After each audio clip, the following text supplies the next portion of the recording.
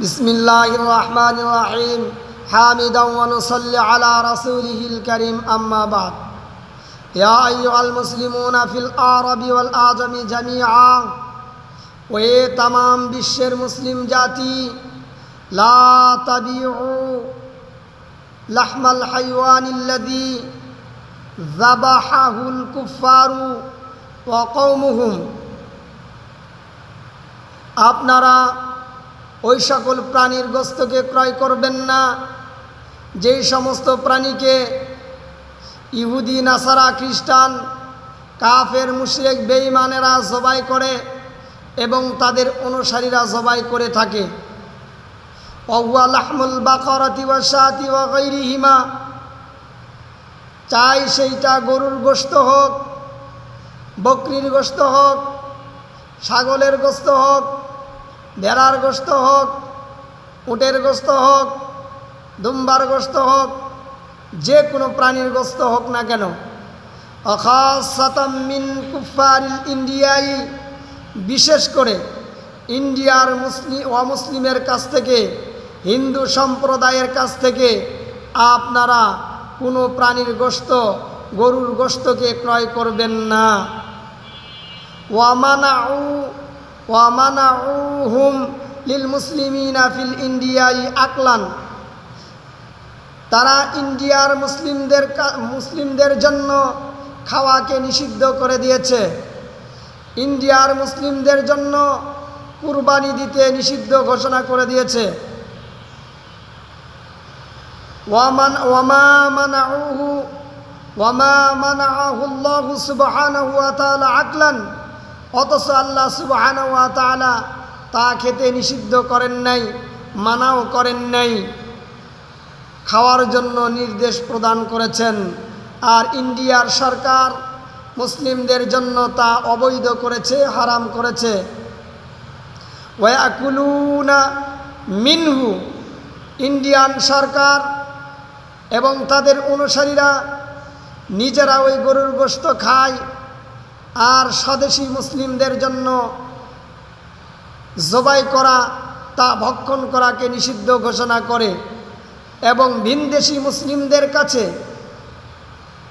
অনেক মুনাফার মাধ্যমে তারা বিক্রয় করে এবং হাজার হাজার কোটি টাকা তারা মুসলিমদের কাছ থেকে হাতিয়ে নিচ্ছে। ওয়ায়াতবিউহু ইনদাল আরাবি ওয়াল আজমি, তারা আরবি অনারবের কাছে, ভিনদেশীদের কাছে বিক্রয় করছে।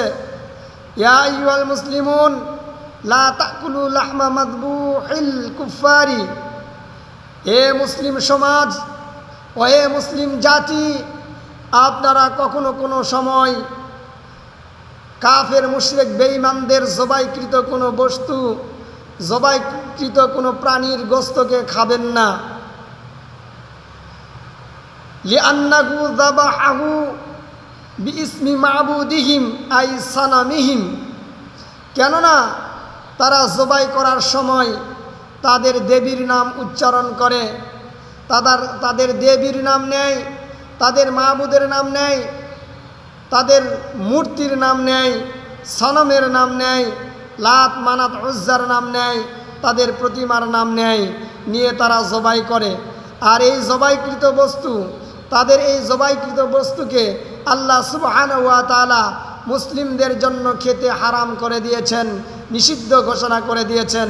কেননা জবাই করার জন্য একমাত্র শর্ত হলো আল্লাহ সুবহানাহু ওয়া তাআলার নামে বিসমিল্লাহি আল্লাহু আকবার, এই নামে জবাই করা লাগবে এবং যেই ব্যক্তি জবাই করবে ওই ব্যক্তির মুসলমান হওয়া লাগবে, মুসলমান হওয়া, মুসলিম হওয়া শর্ত।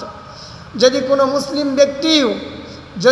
মুসলিম ব্যক্তিও বিসমিল্লাহি আল্লাহু আকবার বলে জবাই না করে, তাহলে তার ওই সমস্ত প্রাণীর গোশতও খাওয়া যাবে না, হারাম করে দেওয়া হয়েছে। সুতরাং অমুসলিমেরা প্রতিমার নামে যদি জবাই করে, প্রতিমার নামে জবাই করে থাকে, কারণ তারা আল্লাহকে বিশ্বাস করে না, রসুলকে বিশ্বাস করে না, নবীকে বিশ্বাস করে না, আল্লাহ সুবহানাহু ওয়া তাআলার শত্রু, নবীর শত্রু, মুসলমানের শত্রু, মুসলমানের দুশমন এবং সমস্ত মুসলিম জাতিদের দুশমন, ওই সমস্ত দুশমনেরা, ওই সমস্ত শত্রুরা আমাদেরকে হারাম ছাড়া হালাল কোনো দিন কোনো সময় ভক্ষণ করাবে না।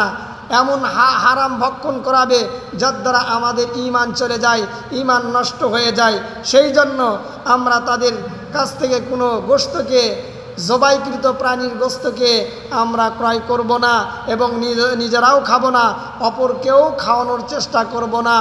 আল্লাহ সুবহানাহু ওয়া তাআলা তাদের গোশতকে, তাদের জবাইকৃত পশুর গোশতকে ক্রয় করা থেকে আমাদেরকে বিরত রাখুন।